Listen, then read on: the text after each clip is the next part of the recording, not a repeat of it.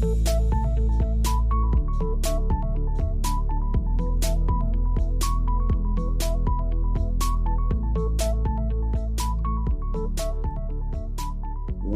to Broadband Action, presented by the Community Broadband Action Network. And I'm Curtis Dean, and I am so excited to have Doug Dawson on again today. We did this thing last year, and it was actually one of our most popular podcasts, webcasts that we did, Doug. People like you. They think you're pretty smart, and well, I do too. It's just not just a perception; it's a reality. But we last year we talked with you about the same time about what's going to be coming up in 2023 in the world of broadband. Before we go there, Doug, I just want to plug your website, Pots and Pans. Doug is with CCG Consulting, so he is one of the industry leaders when it comes to working with communities, working with providers, in helping them improve their broadband services. He's also one of the most prolific bloggers that I know.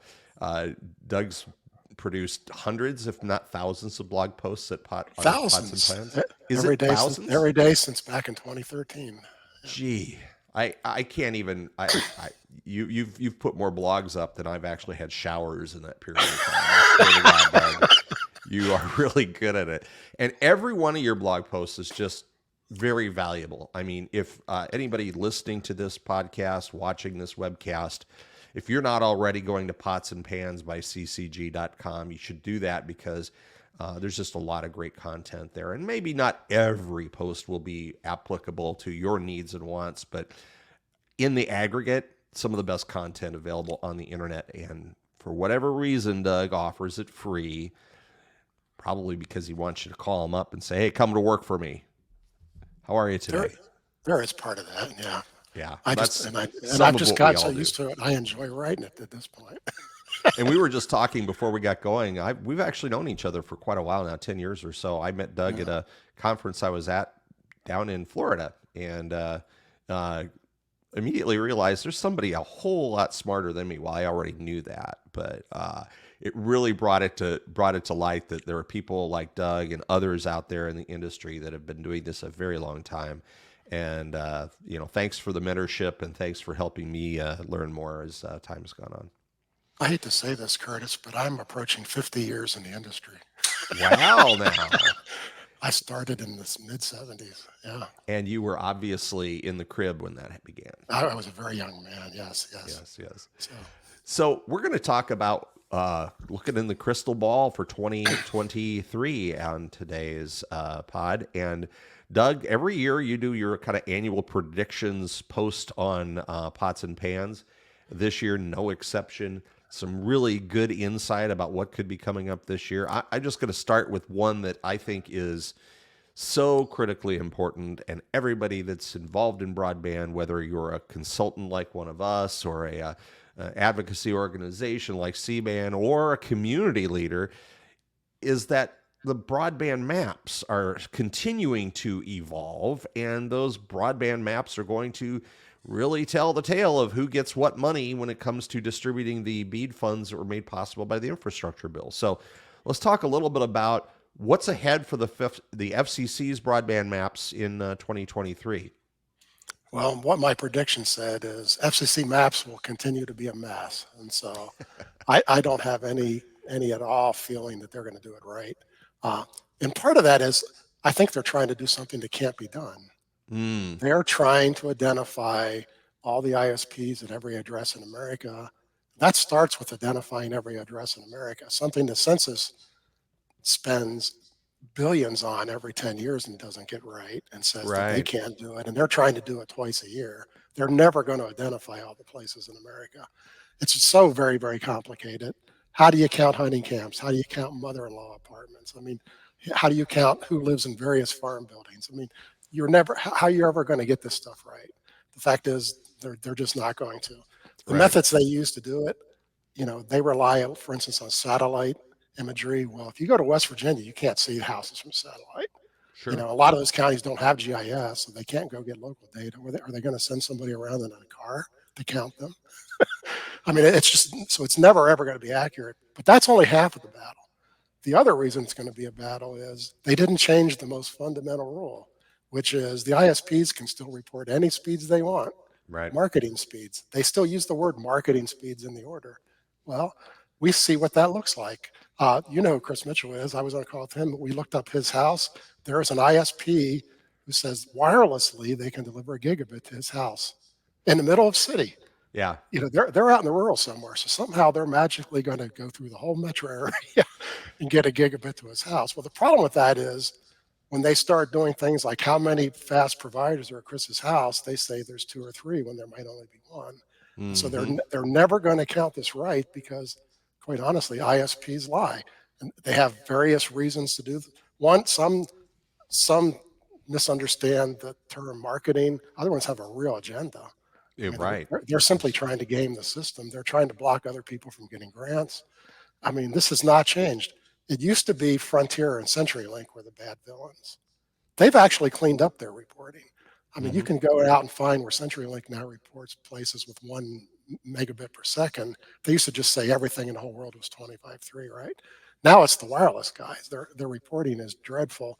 On top of that, you can't map a wireless coverage area because it looks like a spider web. It just goes in every direction. It gets a house here, Yes. misses 3 houses there. How the heck? They don't actually know who they can connect to. They go to your house, get on the roof, and see if they can connect. That's exactly right. So how are they going to show the coverage area? They can't Mm-hmm. do it. It's not possible. On top of that, they don't know your speed. It's like, oh yeah, you have a pine tree in front of your house. What's your speed? Right. It's an impossible task. We're trying to do what can't be done, and you can't map DSL. I love that the big DSL providers have tried to get honest, but even in doing that, they're lying, not on purpose, but you know, 2 houses next door, one of them might get a third of the speed of the other one because they have a crappy drop. I Right. mean, they just can't measure this stuff, and so it's a fool's errand. But we're making it mean something for the first time. We're going to That's true. distribute money based upon this really crappy data. No one really ever cared that it was bad because folks like me and you could go through there. We could kind of glean the truth if you looked hard enough, right? Mm-hmm. We could say, look, this DSL guy's not really that fast, so let's put him where he really belongs. This wireless provider didn't even have a tower for 100 miles. Let's just throw him away. Right. Now they're going to actually spend money on this, and that's insane. Um, on top of it, finally, they only gave a very short challenge period for the whole industry Yes. to react to the bad mapping. So it was already terrible.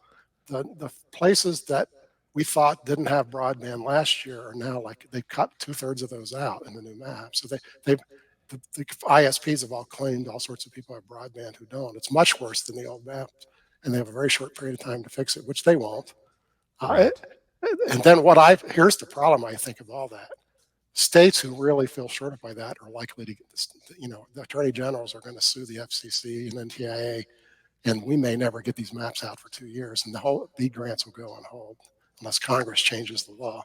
Mm-hmm. You know, final point is Congress made the maps part of the law because that they were prompted by the big ISPs, and that was a delaying tactic. It just turns out to be even more of a delaying tactic than they thought because at the time they didn't know what they wanted. Now they want the money, and now they're probably a little annoyed at themselves for putting that rule in because it's hurting them just as much as anybody else. And so this could turn into a disaster that could bring the BEAD process to its knees. That would just be sickening. I mean, that would be Yeah. a travesty. You I'm know, not. I've been like thinking about this, Doug. I'm not sure how we could have done this right because of the lack of actionable data that's available. Like you said, right? just because an address, if it's reported by a provider, that doesn't mean it's available. It doesn't mean that, yeah, the DSL may be capable out at the curb, but when you get into the house, because the copper's been underground for 40 years, it ain't working. So I'm just not sure how we could have done this well. Of course we can. You know what? There's 100 other federal grants that do the same thing. There's grants Right. for poverty all the time. That no one has an accurate count of how many people are under poverty. True. What they do is they throw a dartboard, they pick a number, and they distribute the money, right, wrong, or indifferent. They put out a list and they go, Iowa's getting this much. And it's over and done with. It could have been right in the law. Mm-hmm. I mean, they could have done something like how many people are under the federal poverty limit or something. It didn't have obviously they don't know how many people don't have broadband. There was Sure. 100 ways they could have just assigned the money because they do it all the time. They do it for schools, for poverty programs, and they don't go through this nonsense. And so they're trying to count something that can't be counted. And my fear is that will lead to lawsuits if they really end up hurting somebody. The problem we have is now is some states are really jumping on this challenge process. The Yeah. states that are not will be shorted. When other folks add more unserved areas, the states who don't do that will fall behind and get even less than before. So it's a mess. I mean, it's hard to have pictured this being done any more poorly than it's being done. I mean, I don't think you could have invented a worse way to do it. Yeah, you would have to try really hard, I think. You'd have to try. Yes. You were Right. talking about how states are, the states that are being proactive about this need to be proactive about this. Sitting here in Iowa, I know, for example, the state of Iowa released its own broadband map before the FCC map came out. Then here comes the FCC map, and the FCC map is much more optimistic about coverage than the state map, which I think Yes. is pretty solid. It's still got problems, but it's better than the FCC map. So how is this whole wrestling match going to happen between a state that is doing its own due diligence and trying to determine these eligibility areas versus the FCC and the NTIA? I'm just not sure how a state can do that. And you just hit the even worse topic. It's one thing to use the maps to get money to the states in the first place, but what if they use the maps to say who can actually get grant money? Right. Now we have a real problem because these maps don't match any state broadband maps. So hopefully the states will go, okay, fine, you've given us the money. We're not looking at your maps anymore. Right. Well, I Yeah. think there is some flexibility in there in the BEAD program, that they do have some flexibility on the state level to implement it according to their own best interest or best information.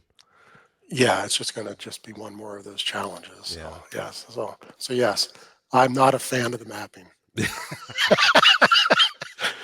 Of course, I don't know anyone who's a fan of the mapping except for the company who's getting millions and millions of dollars to create it. So It reminds me of the story of somebody who was using Google Maps to navigate their car, and they end up driving into a lake because they were instead of observing through the windshield, they were looking at the map, and it told them to turn right, and they went into a lake.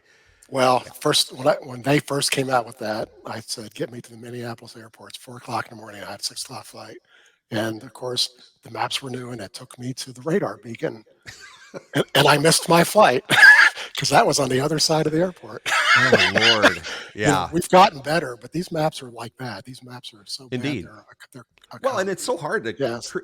A map is a snapshot in time, and Yes. that map is captured at this moment, and 6 months later things change, and this is the same with Google Maps. Houses and Apple burned Maps. down, new houses Yep. are built, people subdivide. I always houses. thought maybe the best way to identify serviceable addresses might be to capture data on which addresses in America have electricity to them. No, we'll miss some of the folks that are, say, in Amish communities or other areas without power, but if you have power, to me, at an address, that's an address that could potentially need and want broadband, even if nobody's living there. There's a hog barn in the middle of a county, on a county road somewhere in the middle of South Dakota. And there's the problem in farming areas. There's a whole lot of places that have power that don't have people. So that's right. So it's not necessarily people that use broadband. It's systems that use broadband. And do I want to bring broadband to the billboard?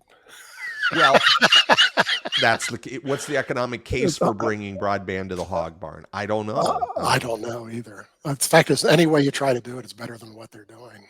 So. I heard once that I was at an event where one of the, I think it was somebody from the FCC was there talking about fiber networks being built in rural areas by independent telcos that were investing in that, and said that they've given the acronym FTTP a new name or a new meaning. It's now fiber to the pig.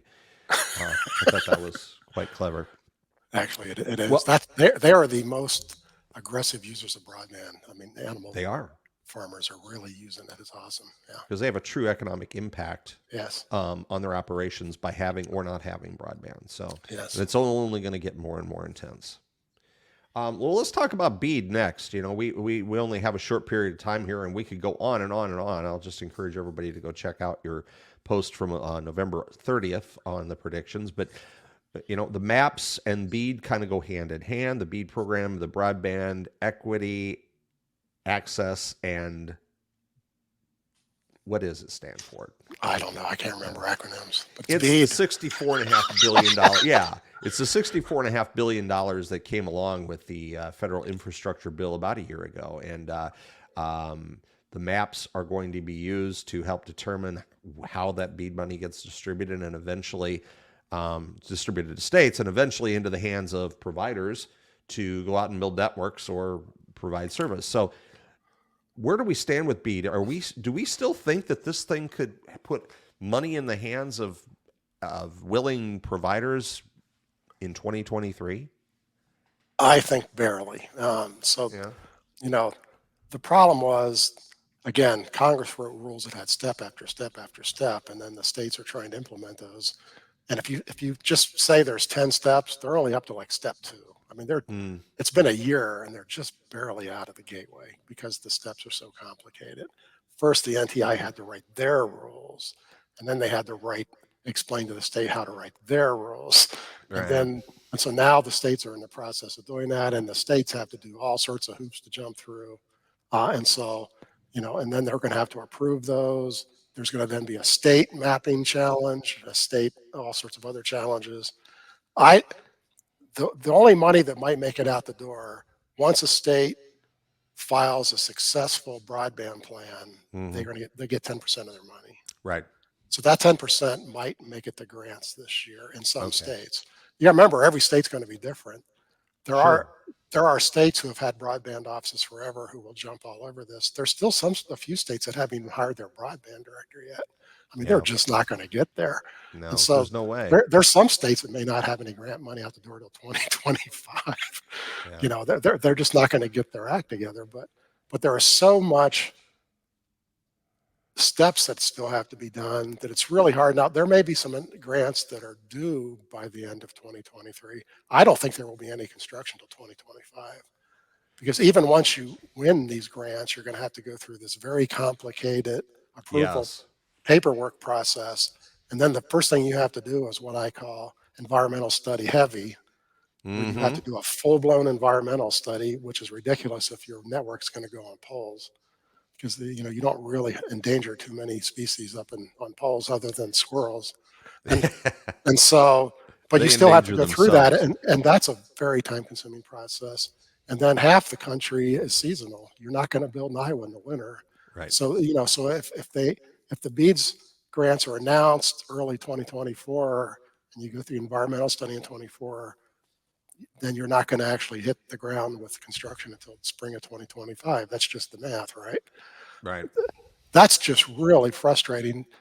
They made a big deal when BEAD came out. We're going to solve rural broadband. And I'm sitting here going, if I'm a rural home and I've got an 8th grader, I'm not going to see that network until my kids graduated. That's exactly right. Is that a solution? Yeah. That is not a solution. The White House came out about a month ago and said, we got to speed these things up. But this is one piece of it that's very hard to speed up, because the rules are already written right in the legislation and they're hard to get rid of. And so I just can't see them doing that. I mean, they could have just come out and give the money. Again, as we said earlier with the maps, they could have just decided how much money each state got, and they could have given it to them last year. And these grants will already be out the door. Many states have had state broadband programs bigger than what their BEAD money is going to be. Right. And we're making them jump through these hoops to do something they're already very good at. It's just crazy that the rules are so complicated. So Washington does not trust states. No. And I mean, this is not just broadband. This is the state federal tug of war on almost. Yeah. You think this is bad? Go look at the way they do education money. Oh my Lord! Yes, yes. Well, I think it's just so much of the red tape, so much of the regulatory stuff that's attached to BEAD and other programs is all designed supposedly to avoid fraud, avoid misuse, but it also misuses a lot of money. It takes a whole lot of funding to meet all the rules, and is that a misuse of funding as well? I'm not sure. I think the BEAD rules probably, my guess is it adds 15% to the cost of the grant. So Right. yeah, I mean, that misuses 15% of the whole pot of money, which is a lot. That's Right. $5 or $6 billion. Um, I think that the rules are complicated. One, because again, I think the big ISPs got their hands into writing the rules, but secondly, the NTIA took those rules and made them worse. They could have gone for easy. They didn't. They could have said, Yeah. we're going to smooth those rules over to get this money out the door. What they did was they took each rule and did what you just said. That let's make sure no undeserving ISP passes this test. Right. And that's okay if there's one test. That's really bad if there's 35 tests because nobody can pass all 35 tests. I'm not even sure the big ISPs can pass all Yeah. 35 tests. It has. And so it's just conservative, conservative, conservative. And the reason they did that was RDOF. The FCC could not have Yes. done a worse job with RDOF. And An so the overreaction of NTIA is saying, well, we can't let that happen because the clowns that they try to give RDOF money to are a national embarrassment. And some of those have still not been awarded. I mean, this is Right. 2 years after that auction, and they're still messing around with it. And so in order to be safe, they went far overboard to be too safe. And it's a shame. This is bureaucracy at its worst. Yeah. And the people at NTIA are not purposefully trying to slow this down. But boy, that's what happened. But that's the end result. The fact is, I know that they got the lawyers involved and the policy people involved, and they said, we are not going to have any bad grants here. Well, yes, they are. I don't care. They're going to have bad Yeah, grants. there's no way to avoid Even that. if they give them money to Charter, there's going to be a county where Charter decides not to build it. They're going to get out there and go, I can't get on these poles. They're in the middle of trees. And they're just going to walk away. They're going to have bad grants. It's just the fact of life. But that's what they're worried about. And so, ISPs mostly will do a good job with these. But, It's like there's some of anything else. these folks won't get their network till 27 or 28, Right. 2028. That's a long time away. To me, it's like a lot of other things, Doug. To protect against bad actors, we make it impossible for good actors to do good work. Yes. And that's kind of what we're gonna. That's why, as we talked a little bit offline, that ISPs with big administrative overhead that have all the attorneys and all the reporting people, they're going to have a hand. They're going to be the people probably interested in BEAD, not the independent telephone cooperative in South Dakota who only has 4 employees and they're all out hooking customers up. They're just not going to. They're going to pass. Well, and the big companies are going to ignore half of the rules because they say, what are you going to do about it? They're not going to report. I mean, they already completely fake their reporting. They're just going they're going to throw words in. They're not going to actually do it. Little guys will try to do it right. The reporting is another issue. The reporting is every 6 months is almost as complicated as writing the grant request. Mm-hmm. It is. So you have for the next 3 or 4 years, you have massively complicated reporting. That's going to eat up a huge amount of time at these companies. Yeah. Again, little companies don't have the resources and they don't want to pay consultants to do that. That's a killer. So yeah, it's very frustrating to see. I'm not as optimistic about BEAD as I was when it first came out. So yeah, I think the money will go to the big companies, and then there may be places where nobody wants it. So I think after we all had an opportunity to read it in detail and listen to others in the industry talk about BEAD, we all soured on it, and I've been in that camp for sure. Let's move on to something that maybe is more optimistic. I don't know. That would be anything. That would be anything. Anything. One of the big challenges of the past 2 or 3 years has been the supply chain, and that's slowed a lot of projects down. It's increased costs. Are we going to see some easing of that in 2023? Yeah, we're already seeing the easing. So okay, great. There's one subcategory of folks who will have a hard time. If you're a brand new like a community's never ever had any ties to broadband, you're not on anybody's supply chain list. Yeah. Established ISPs have all figured it out. So even the small ISPs, the little telcos and all, they're now into the system, right? Yes. And so they know when they're going to get it, and you just plan appropriately. I mean, all my little guys are just ordering a year ahead of time. Yep. And it shows up. But if you're a little guy who's never done it before, they're going to tell you it's going to be a year. In a year, they're going to tell you it's going to be a year. You may never get your stuff. And so, there's only so much stuff to go around. But the inflation is slowing, particularly in this industry. Good. The only piece that's still going to probably keep crawling up is the cost of labor. Right. And that's just sort of the residual effect of the entire economy Hmm. having that push for labor rates to go. But labor rates always lag. And so even though inflation's slowing, the unions and all those folks are pushing for pay raises next year for what happened last year, even though rightfully maybe they shouldn't get it all, but Sure. that's how it works. And so, Supply and so there, demand. there, there will be another round of labor increases, but that should slow as well. So most of my folks are just not having problems. A lot of them were shut down dead first year after Oh COVID. yeah, I mean, it they was a couldn't get any. slog. I mean, I know someone who ordered just a plain old regular router for their core switch, and it took them 13 months for it to show up. And they needed it right Yeah. then. And that's, that kind of stuff is not around anymore. So that, it's gotten a lot better. It's not perfect. I'll tell you, one of our clients, or not one of our clients, one of our CBAN members, all they needed trucks starting up a brand new Yes, fiber utility, and trucks they have been very still hard to can't get get. the trucks. No, They got especially big cable trucks and right stuff. work They're just trucks. not available. Yeah. Yeah. No, here's my example of how the supply chain's been. A friend of mine built a home on St. John's in the Virgin Islands, and he went to Home Depot in Florida and he bought every single component and put it on a boat. Well, sure enough, he missed a few. That's kind of where the supply chain's at. It's trouble is you can get 95% of your stuff in, but boy, if you forgot those standoff brackets, you could have a problem, Right. right? It's a little. You have to be organized. That's what everyone's found. You got to really get your act together and go, what all do I need? And I mean all that I need, because some of those little things are the ones that are harder to get than the big things. I Yeah. mean, And then you can't do big things because you're waiting one of on the little hardest things. things to still get is handholds. That's actually one Right. of the slowest Absolutely. items. You Yeah. can't hook up a customer if there's no handhold in front of his house. Yeah. So You would yes, really a piece of dumb hardware is holding up yeah, people yeah, from getting better broadband. yeah, Absolutely. not electronics, not fiber. Yeah. Yeah.